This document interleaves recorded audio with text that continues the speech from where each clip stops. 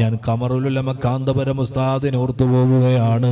ഉസ്താദ് അവറുകൾ ബഹുമാനപ്പെട്ട CM വലിയുല്ലാഹിയുമായി അഭേദ്യമായ ബന്ധത്തിന് വളരെ പ്രധാനപ്പെട്ട ഒരു കാരണമുണ്ട്. അതെന്താണ്?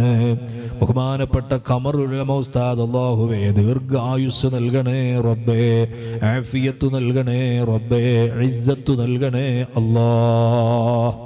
മഹാനവറുകൾ തൻ്റെ കിതാബ് ഓതുന്ന കാലത്ത് തനിക്കുണ്ടായിരുന്ന കടം 4500 5000 ഇടയിലൊരു സംഖ്യയാണ്.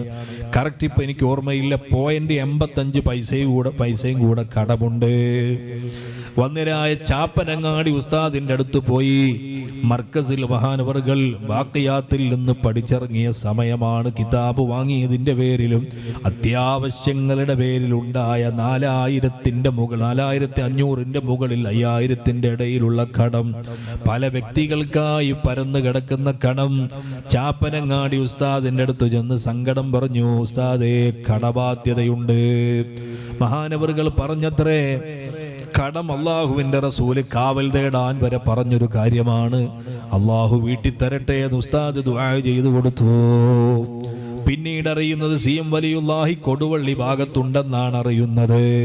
എങ്കിൽ പിന്നെ ഉസ്താദിനെ നേരിൽ കാണാമെന്ന് കരുതി വന്നിരായ കാന്തപുരം ഉസ്താദ് ശൈഖുനായുടെ അടുത്തു ചെല്ലുമ്പോൾ, അള്ളാഹുവേ അവരുടെ മദദ് തരണേ അല്ലാഹ്.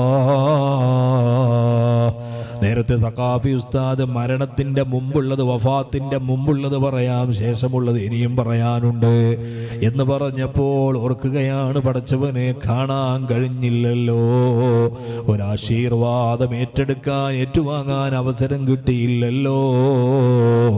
പക്ഷേ ശൈഖുന ഞങ്ങളെ കൈയൊഴിയില്ലെന്നുറച്ച വിശ്വാസത്തോടെ ഖദിറജൗനൽ നസ്റ വൽ ഫുതുഹ ഫീ أمورنا سيما في أمرنا بجاهكم مدبر ولي.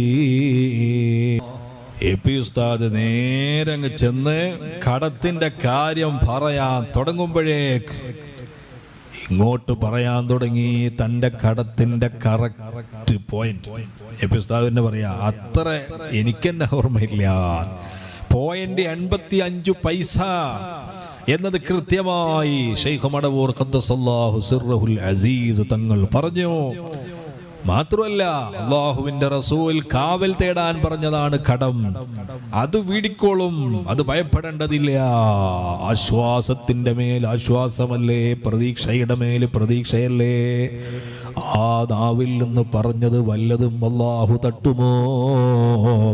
ഇമാം ബുഖാരി റിപ്പോർട്ട് ചെയ്ത ഹദീസിലില്ലേ, അല്ലാഹുവിന് ചില അടിമകളുണ്ട്, ലൗ അഖ്സമ അലല്ലാഹി ലഅബറാ.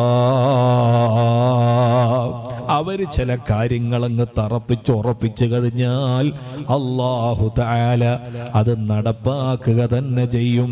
അത് അല്ലാഹു നടപ്പാക്കുന്നവനാണ്. അത്രയും വലിയ പവറുള്ള മഹാന്മാരുണ്ടെന്ന്. ഈമാനും തഖ്വയുമുള്ള ആളുകൾ എല്ലാവരും ഒരുപോലെയല്ല, ഒരേ രീതിയിലല്ല. ബഹുമാനപ്പെട്ട ശൈഖ് മടവൂർ ഖദ്ദസല്ലാഹു സിർറഹുൽ അസീസ് തങ്ങൾ, മഹാനവറുകളും മറ്റുള്ളവരും അതുകൊണ്ടല്ലേ പറഞ്ഞത്, ഞാൻ വടകര മുഹമ്മദ് ഹാജി തങ്ങളെ എത്രയോ തവണ ഞാൻ ഇവിടുന്ന് പോയി കണ്ടിട്ടുണ്ട്. അവര് കുടിച്ച കട്ടൻ ചായയുടെ ബാക്കി ഞാൻ കുടിച്ചിട്ടുണ്ട്. അവർക്ക് ഞാൻ ഒരുപാട് ഖിദ്മത്ത് എടുത്തിട്ടുണ്ട്. പക്ഷേ ഇന്ന് ഞാൻ അവരുടെയൊക്കെ മുകളിലാണ്, ഞാൻ അവരുടെയൊക്കെയും മുകളിലാണ്.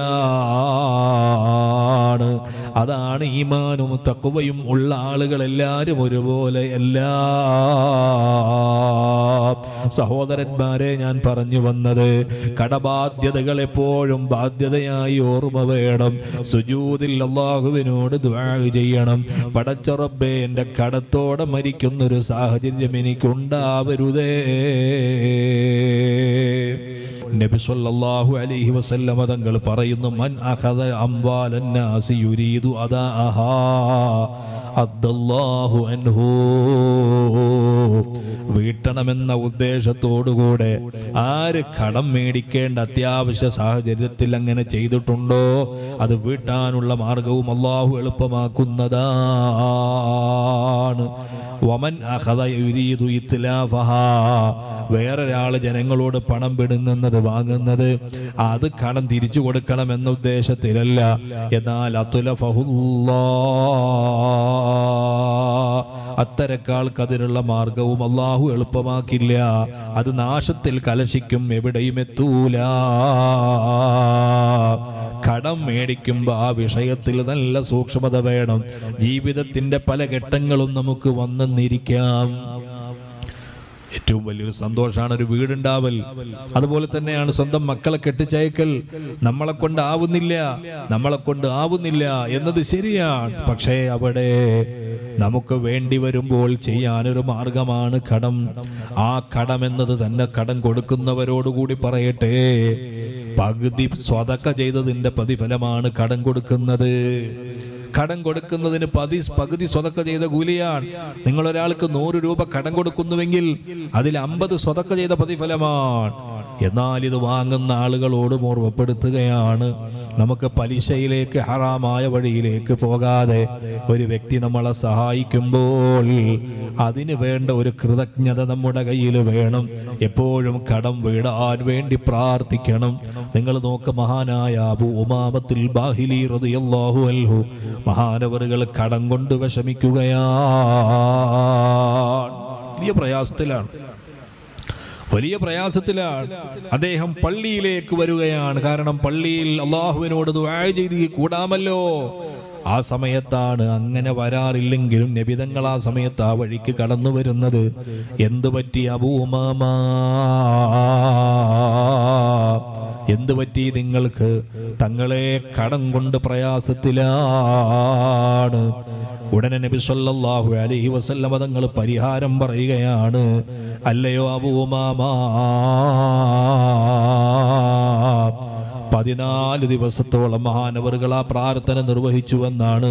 അല്ലാഹുമ്മ ഇന്നി അഊദു ബിക മിനൽ ഹമ്മി വൽ ഹസൻ വ അഊദു ബിക മിനൽ അജ്സി വൽ കസൽ വ അഊദു ബിക മിനൽ ജുബ്നി വൽ ബുഖൽ വ അഊദു ബിക മിൻ ഗലബത്തി ദൈനി വ ഖഹ്രി റിജാൽ.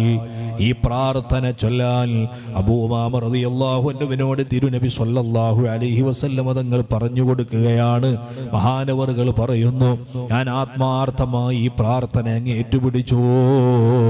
എന്റെ കടം ഞാൻ വിചാരിക്കാതെ അല്ലാഹു വീട്ടി തന്നു. ആ പ്രാർത്ഥന നിങ്ങളോടുകൂടി പങ്കുവെക്കുകയാണ്. നമ്മൾ ഉപയോഗപ്പെടുത്തണം. ദുആഇന് പരിഹാരമുണ്ടാകും, ദുആക്ക് ഫലമുണ്ടാകും. ഇന്നല്ലെങ്കിൽ നാളെ റബ്ബ് അത് വീട്ടി തരുന്നവനാണ്.